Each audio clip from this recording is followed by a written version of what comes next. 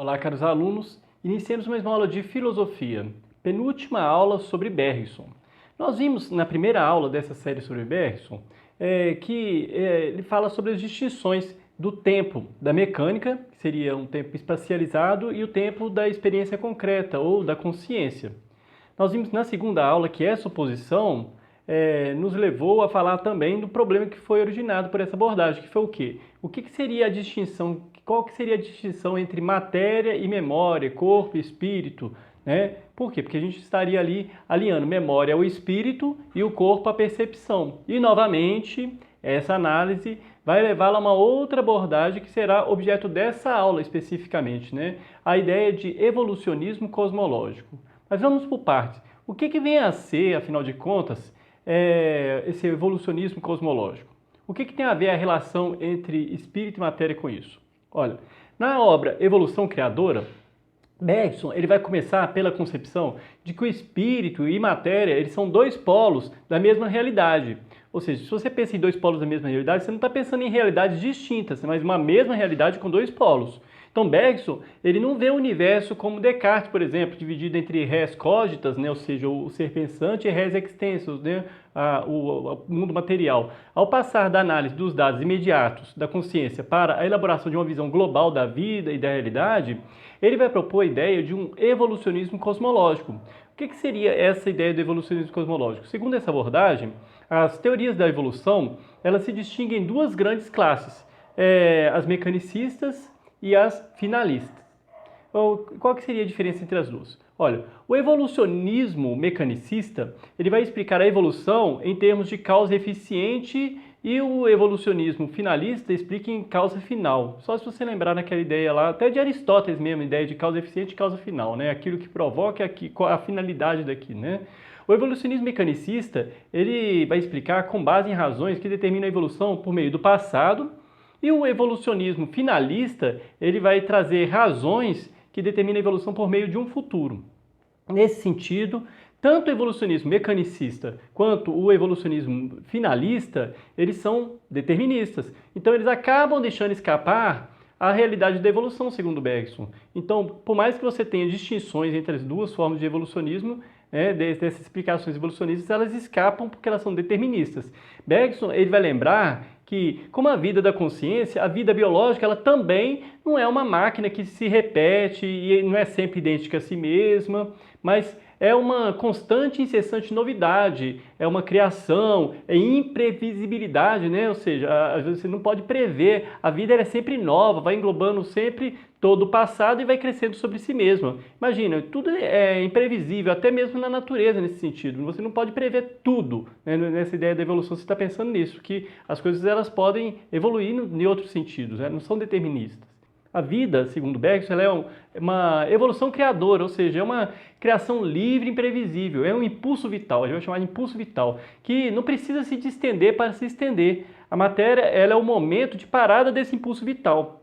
É como se fosse um tipo de sedimentação, né? A vida é o quê? Ela é um impulso pelo qual ela tende a crescer em número e em riqueza, pela multiplicação no espaço e pela complicação no tempo. Ela é uma contínua criação de formas, onde o que vem depois não é uma simples recombinação dos elementos que já existiam antes, né? Senão era muito fácil você prever até a nossa evolução, onde que chegaria, né? É bem assim. Ela é uma ação que continuamente se cria, se enriquece, mas a matéria ela é a ação que se dissolve e desgasta, e progressivamente vai despotencializando, né, e degradando. Para Bergson, não há coisas, mas apenas ações. A matéria ela seria um impulso vital, só que é um impulso vital degradado, um impulso que perdeu a sua criatividade e que, desse modo, vai se tornar um obstáculo para o impulso seguinte. Como, por exemplo, a onda do mar, né? Que, vamos na metáfora da onda do mar. Uma onda do mar, ela retorna. Mas quando ela retorna e vai voltando de novo para o mar, ela se torna um obstáculo para a onda que está vindo, né? Para a onda que está se levantando. Tem mais ou menos essa ideia.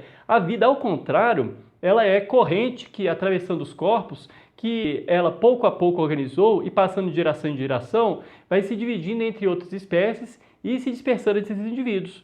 Então, para Bergson, a matéria é um refluxo desse impulso vital, que a partir de uma unidade originária vai se irradiando e recai numa multiplicidade de elementos. E aos poucos, esse impulso e criatividade vão sumindo. Então é basicamente isso. Você não tem uma explicação determinística, né? Você tem uma abertura desse leque, né? A evolução criadora, ela não é um processo uniforme. Ela é comparável, por exemplo, à ideia da explosão de uma granada. Por quê? Na explosão de uma granada, os próprios fragmentos da granada eles explodem também. Então a evolução, ela se abre em leque em direções divergentes, com os seres vivos se especializando em funções específicas e precisas. Então, ele vai citar lá as primeiras bifurcações, né? A primeira bifurcação fundamental é a que se tem, por exemplo, entre as plantas e os animais. Então, ele vai falar que, enjauladas na noite da inconsciência e da mobilidade, as plantas, elas armazenam energia potencial. E os animais que são móveis, eles vão à procura do alimento. Então, e essa consciência nasce exatamente dessa busca. Os animais, eles se bifurcam, ou seja, né, você pode pensar numa evolução nesse sentido, né, que vai partindo, bifurcam, explodem, né? Eles usam o termo explodir, né, em outras direções, uma das quais leva às formas mais perfeitas de instinto e outra a dos vertebrados. Leva, como por exemplo, a inteligência humana, para além do instinto. Então, segundo ele, a realidade é que todos os outros pontos, a consciência acabou em um beco sem saída, ou seja, uma aporia. Apenas com o homem ela prosseguiu no seu caminho, ou seja, para além do instinto, a inteligência. A vida animal, ela não se desenvolveu em uma direção única, isso é evidente, né? E em uma dessas direções, como aquela em que acabaram os moluscos, ela acabou caindo nesse beco sem saída. Mas em relação à mobilidade e à consciência, a vida animal ela vai encontrar cada vez um maior sucesso, por exemplo, nos artrópodes, né? E nos vertebrados.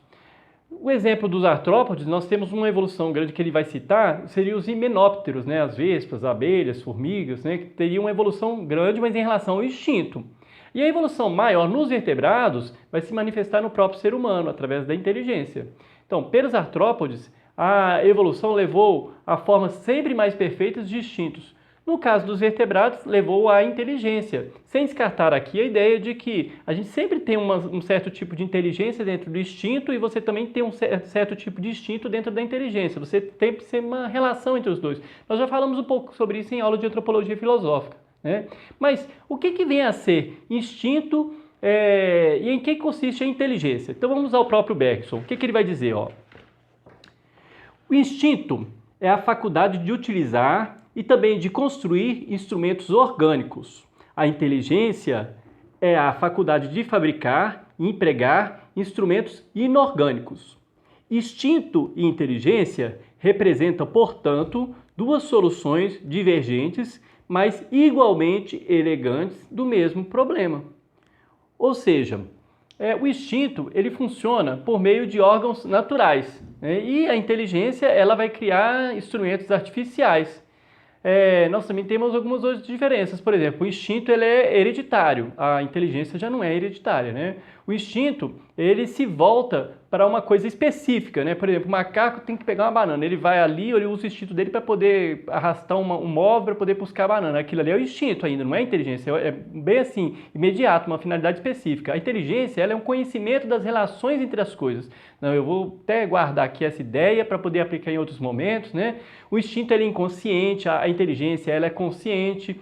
O instinto ele é repetitivo, a inteligência ela é criativa. Nós falávamos disso em antropologia filosófica, né? O instinto ele é repetitivo e rígido, é hábito. Ele apresenta soluções adequadas, mas para um só problema, capaz de resolver aquele problema, mas não é capaz de variar. Agora a inteligência ela não conhece as próprias coisas, mas as relações entre as coisas. Por isso, através dos conceitos, ela conhece as formas e se afasta da realidade imediata, podendo inclusive prever uma realidade futura. Por razões práticas, a inteligência ela analisa, abstrai, classifica, distingue, né? Vai subdividindo a duração do real, como por exemplo numa película cinematográfica. Imagina como é que o filme é feito, né? Como se fossem várias fotos, uma série de diferentes estados, mas ele vai falar que 1000 fotografias de Paris não são Paris. Você não conhece Paris através de fotos ou através de um filme, né? Assim, nem o instinto, nem a inteligência nos dão a realidade. Ele vai dizer que há coisas que somente a inteligência é capaz de procurar, mas que nunca encontrará por si só. Somente o instinto poderia descobri-las, mas este não as procurará jamais. Mas a situação não é desesperadora, não. Porque a gente poderia pensar, olha, se nem o instinto nem a inteligência dão conta, né, como é que a gente faz? Porque o que ele vai dizer? A inteligência, ela nunca está completamente separada do instinto e acaba podendo voltar conscientemente para o instinto. E quando isso acontece, nós temos o que ele vai chamar de intuição. Alguém já comentou aí no primeiro vídeo meu exatamente a ideia de intuição em Bergson. É exatamente isso. Ou seja, a intuição ela surge nesse momento. O que seria a intuição? Segundo ele, a intuição seria um instinto que se tornou desinteressado, consciente de si, capaz de refletir sobre seu próprio objeto e de ampliá-lo indefinidamente. A inteligência, ela gira em torno do objeto e toma o maior número possível de visões dele a partir do exterior, mas não entra nele. Mas a intuição, segundo Bergson, a intuição é que nos conduzirá ao interior da vida, nos transportando para o interior de um objeto para coincidir com o que tal objeto tem de único e, portanto, de inexprimível. A intuição é a visão do espírito pelo espírito. Então, é a intuição que nos revela a duração da consciência e o tempo real e que nos torna conscientes da liberdade que a gente tem. Então, a intuição, segundo ele, seria o órgão da metafísica. A ciência, ela analisa, mas o que a metafísica faz? Ela intui, ela nos faz entrar em contato direto com as coisas e com aquela essência da vida que é chamada de duração. Aqui volta um pouquinho naquele conceito da primeira aula de duração, né?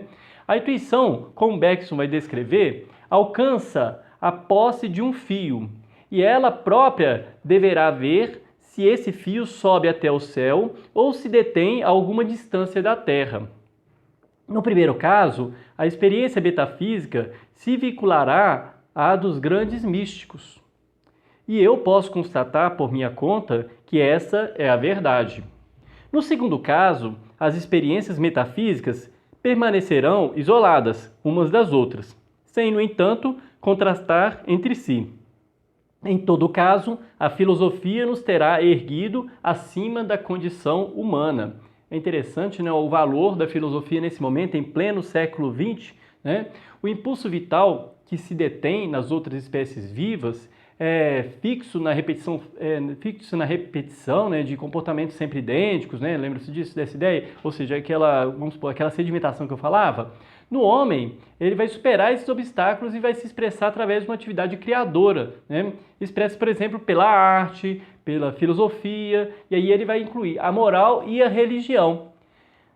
A moral e a religião vai ser exatamente o tema da próxima aula, né? Sobre isso que nós vamos falar na última aula que ele vai sobre Bergson, né? As duas fontes da moral e da religião, uma obra que ele publicou em 1932, na qual ele vai se debruçar sobre o tema da criatividade moral e religiosa do homem. Ou seja, ele parte do estudo da consciência, né, com a evolução criadora e vai passar para uma teoria do universo e depois conclui com uma teoria dos valores morais e religiosos. Eu espero que tenha sido claro. Até a nossa última aula sobre Bergson, falando um pouquinho sobre a moral e a religião.